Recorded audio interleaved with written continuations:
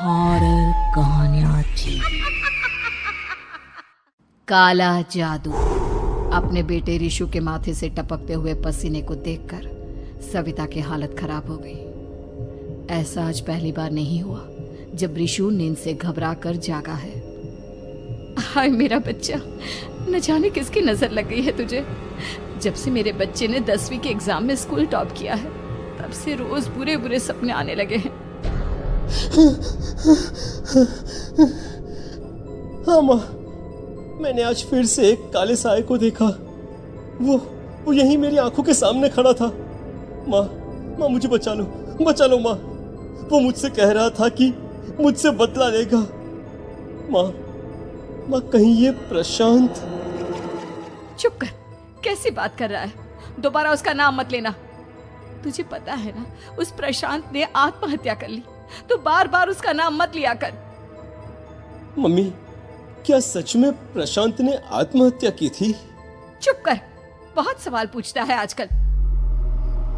और फिर रात के वक्त सविता के पूरे घर में एक अजीब सा काला धुआं छाने लगा। गहरी नींद में सोई सविता की जैसे ही आंख खुली उसका दम घुटने लगा। वो दौड़कर रिशु के रूम की तरफ गई जहां उसके दरवाजे पर घूमती एक काली परछाई देख वो बुरी तरह से घबरा गई। कौन है वहाँ? कौन है? सामने आओ। ये मैं हूँ, तुम्हारी काली करतूत। और अब मैं तुम्हारे बेटे को ले जाने आया हूँ। नहीं, मेरे बच्चे को छोड़ दो प्लीज। मेरे रिशु को कुछ मत करना। वो परछाई रिशु के कमरे में घुस जाती है। सविता भी उसके पीछे पीछे दौड़कर जाती है और देखती है कि अब वो साया साफ नजर आ रहा था। वो सर से पैर तक खून में सना हुआ था और उसके शरीर के सारे अंग कटे फटे हैं। क्या चाहिए तुम्हें? तुम जो बोलोगे मैं करूंगी, लेकिन मेरे रिशु को छोड़ दो। उस परछाई ने रिशु को गर्दन से पकड़कर दीवार के सहारे हवा में उछाल दिया। रिशु जोर जोर से चिल्लाने लगा। माँ बचाओ मुझे, बचा लो माँ, ये मुझे मार डालेगा। माँ मुझे बचा लो माँ। नहीं ऐसा मत करो, मुझे मार दो लेकिन मेरे बच्चे को छोड़ दो। मैं तुम्हारे आगे हाथ जोड़ती हूँ। वो परछाई रिशु को जमीन पर गिरा देती है और अचानक वहां से गायब हो जाती है। रिशु, मेरा बच्चा, तू ठीक तो है ना? कुछ बोल बेटा, क्या हुआ है तुझे? मैं ठीक हूँ माँ। क्या हुआ था यहाँ पर? कुछ नहीं बेटा, कुछ नहीं। तू परेशान मत हो। हम कल ही गांव के बाहर जो तांत्रिक महाराज रहते हैं उनके पास चलेंगे। ठीक है माँ, हम जल्द ही उनके पास चलेंगे। मुझे बहुत डर लग रहा है माँ। ये बार बार मुझे डरावने सपने आना, ये सब हमारे साथ क्यों हो रहा है माँ? अगले दिन सविता अपने बेटे रिशु को लेकर गांव के बाहर तांत्रिक के पास जाती है। जिस जगह पर तांत्रिक रहा करता था वो जगह बहुत डरावनी थी। चारों तरफ कंकाल और खूब भूतियां नजर आ रही थी। गांव से दूर वीराने में उस जगह पर जोर से आंधी चल रही थी। रिशु ने डर कर अपनी माँ का हाथ पकड़ लिया।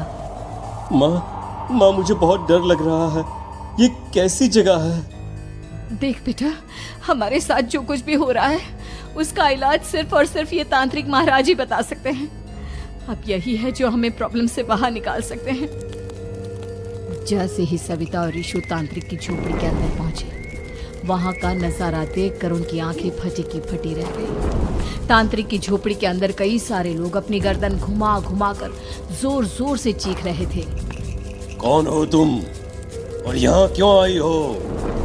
महाराज, मेरे बेटे को कुछ दिनों से एक डरावनी काली परछाई नजर आती है और कल रात उसने मेरे बेटे पर हमला भी कर दिया।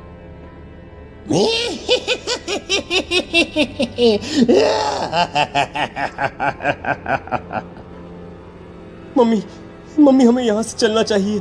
ये जगह मुझे ठीक नहीं लगती। नहीं बेटा, ऐसा नहीं कहते। रुक जाओ, 2 मिनट के लिए रुक जाओ। क्या कहा? काली परछाई? तुम्हारे बेटे पर किसी काली परछाई ने हमला किया? हाँ महाराज, वो कह रही थी कि वो मेरे बेटे को कुछ कर देगी, कोई उपाय बताइए महाराज। मेरे बेटे के साथ कुछ गलत नहीं होना चाहिए। तुमने किसी दूसरे के साथ गलत किया है तो तुम्हारे साथ भी गलत होकर ही रहेगा। तुमने किसी की जान ली है, किसी को मार डाला है तुमने। नहीं महाराज, मैंने ऐसा कुछ नहीं किया। मैंने किसी की जान नहीं ली। मुझे कोई उपाय बताइए। लगता है तुम इतनी आसानी से नहीं मानोगी। मैं तुम्हें अभी उस काली परछाई से मिलवा देता हूँ और वही सारा सच तुम्हारे सामने लेकर आएगा। सविता और ऋषु ने डर के मारे अपनी आंखें बंद कर ली। तभी अचानक तांत्रिक की झोपड़ी में अजीबोगरीब आवाजें गूंजने लगी। सविता और ऋषु बुरी तरह से कांप रहे थे। आंखें खोलो और अपने सामने देखो। क्या यही है वो जिससे तुम कल रात को मिली थी? बताओ मुझे। हाँ, इसने कल रात मेरे बेटे के ऊपर हमला किया था। ये उसी लड़के की भटकती हुई आत्मा है जिसे कुछ दिन पहले तुमने मार डाला था। मम्मी ये महाराज क्या कह रहे हैं? क्या सच में आपने किसी की जान ली है, किसी को मार डाला है? अगर हाँ तो बताइए ना मम्मी, किसको मारा है आपने? किसको? तुम्हारी माँ इतनी आसानी से सच नहीं बताएगी बेटा। इसने एक बच्चे की जान ली है। कहीं उसका नाम प्रशांत तो नहीं महाराज? वो मेरा दोस्त है, मेरा मतलब मेरा पड़ोसी है। सही पहचाना। देखा सविता, तुम्हारा खुद का बेटा भी जानता है कि तुमने किसी के प्राणों की बलि चढ़ा दी और इसीलिए अब उसकी बुरी आत्मा तुम्हारे घर में भटकती है। मुझे माफ कर दीजिए महाराज, मुझसे बहुत बड़ी गलती हो गई। प्रशांत हमारे पड़ोसी का बेटा था। हर बार उसके नंबर मेरे बेटे से ज्यादा आते थे और इसलिए मैंने उसके कमरे के बाहर काला जादू किया था, पर मुझे नहीं पता था कि वो मर जाएगा। तुम्हारे उसी काले जादू वाली गुड़िया के अंदर एक बुरी आत्मा थी जिसने उस बच्चे के दिमाग पर बुरा असर कर दिया और उसी की वजह से उस लड़के ने अपनी बालकनी से कूदकर आत्महत्या कर ली। इसकी वजह सिर्फ और सिर्फ तुम हो, तुम।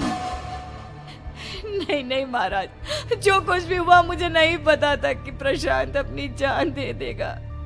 प्रशांत की आत्मा इस वक्त तुम्हारे सामने खड़ी है, हमसे बात करना चाहती है। बोलो क्या कहना चाहते हो?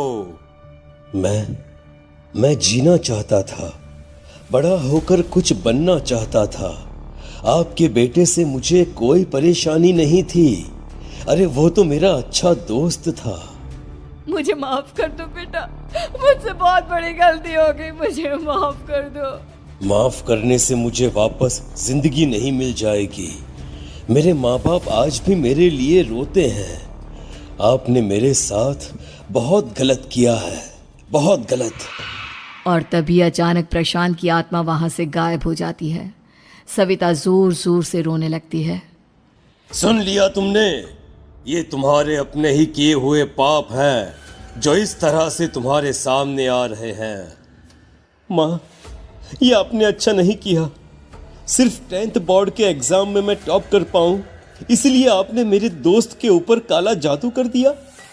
नहीं मम्मी, नहीं, अब हम कभी खुश नहीं रह पाएंगे, कभी नहीं।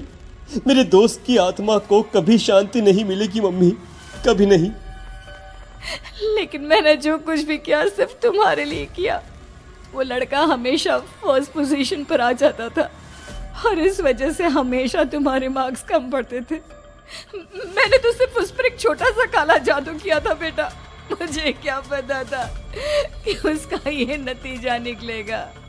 जिस गुड़िया को तुमने उस लड़के के कमरे के दरवाजे पर लगाया था, दरअसल उसके अंदर एक बुरी आत्मा का प्रवेश हो गया था, जैसा कि अक्सर काला जादू करते समय हो जाता है। मुझे अपनी गलती का एहसास हो गया है। मैं प्रायश्चित करना चाहती हूँ। आप बताइए मैं क्या करूँ? प्रशांत के घर जाकर उस काली गुड़िया को वहां से निकालकर यहाँ लेकर आओ। मैं उसे आग में जलाकर राख कर दूंगा और उसके बाद प्रशांत की आत्मा को हमेशा के लिए मुक्ति मिल जाएगी। अगली रात सविता चुपचाप अपने पड़ोसी प्रशांत के घर जाती है। प्रशांत के माँ बाप प्रशांत की मौत के बाद उस घर को छोड़कर हमेशा के लिए वहां से चले गए थे। जैसे ही सविता उस घर के अंदर कदम रखती है, उसका सामना अजीबोगरीब हैवानियत से भरी आवाजों से होने लगता है। ऐसा लग रहा था जैसे कोई बुरी तरह से चीख रहा हो।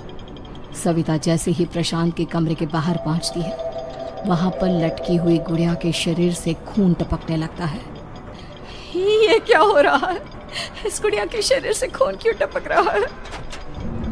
सविता हिम्मत करते हुए उस गुड़िया को वहां से उतारने की कोशिश करती है, लेकिन तभी अचानक से बहुत भयानक दिखने वाली औरत उसकी आंखों के सामने आकर खड़ी हो जाती है। मैं यहाँ से कहीं नहीं जाऊंगी, और अगर तूने मुझे यहाँ से हटाने की कोशिश की तो मार डालूंगी मैं तुझे। नहीं नहीं, मुझे तुम्हें यहाँ से ले जाना ही होगा, नहीं तो मेरा बेटा, उसकी जान को खतरा है। मैं तुम्हें नहीं छोड़ सकती। अगर तुम्हारे अंदर हिम्मत है तो मुझे इस घर से बाहर ले जाकर दिखाओ। और ऐसा कहकर वो औरत सविता के ऊपर हमला कर देती है और उसे हवा में उछाल उछाल कर जमीन पर पटकती है। लेकिन तभी अचानक मौका देखकर सविता अपने हाथ में ली हुई सुई उसके हाथ में चुभो देती है। हाथ में सुई लगते ही वो औरत जमीन पर तड़पने लगती है। ये क्या किया तूने? ये क्या कर दिया? तुझे ऐसा नहीं करना चाहिए था। तांत्रिक ने मुझे कहा था कि तुझसे जीतने का सिर्फ यही एक तरीका है जिससे मैं अपने पापों का प्रायश्चित कर सकती हूँ और अपने बेटे की जान बचा सकती हूँ।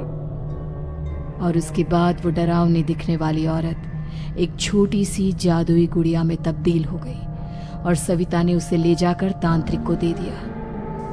तांत्रिक ने जादुई गुड़िया को आग के हवाले कर दिया।